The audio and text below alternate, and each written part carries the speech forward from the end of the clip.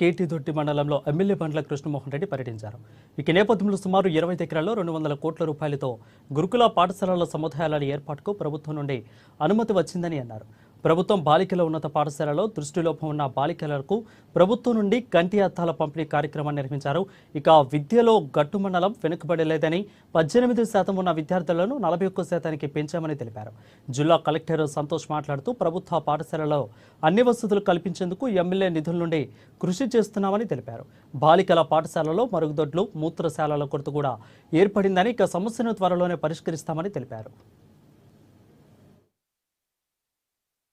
కాపాడుకున్నాలా కంటి సమస్యలు వస్తే కళ్ళద్దాలు అమ్మాయిలు పెట్టుకుంటే అంటే వాళ్ళ హెడేక్ కానీ రావడం కానీ ఇవి రకరకాలుగా ఒక్క దాంతోనే స్టార్ట్ అయ్యి రకరకాలుగా ఆ కంటి సమస్యలు అనేది రావడం జరుగుతుంది.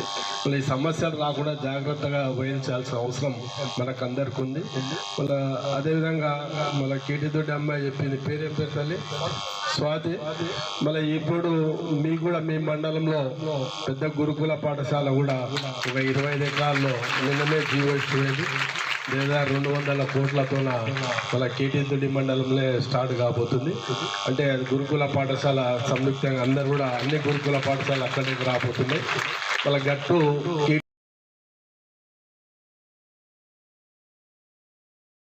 కేటీదొడ్డి వెనుకబడలేదు. యాక్చువల్ లాస్ట్ ఒక 4-6-7 ఇయర్స్ బ్యాక్ 18% ఉన్న అంటే విద్యార్థి ఇప్పుడు 41% ఎడ్యుకేషన్ డెవలప్ అయింది.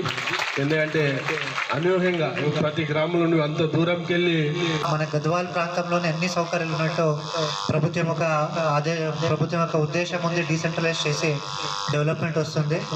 అండ్ లాస్ట్ మీరు టాయిలెట్ రూమ్ గురించి కూడా మొన్న వచ్చినాక చెప్పారు, మన హెడ్ మాస్టర్ గారు చెప్పినారు. ఖచ్చితంగా మన అమ్మ ఆదర్శ పాఠశాలలో చాలా వర్క్ చేసినాము. అట్లాగే ఇప్పుడు ఒక మిగతా పెండింగ్ ఏం వర్క్ ఉంది ఖచ్చితంగా లాస్ట్ టైం మన ప్రాక్టీసింగ్ హై స్కూల్లో కూడా చేసినాము.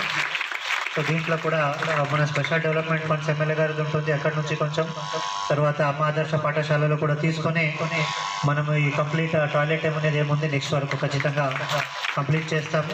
సో మీరందరూ కూడా ఈ స్పెక్టాకల్స్ ఫైనల్గా ఉపయోగించుకొని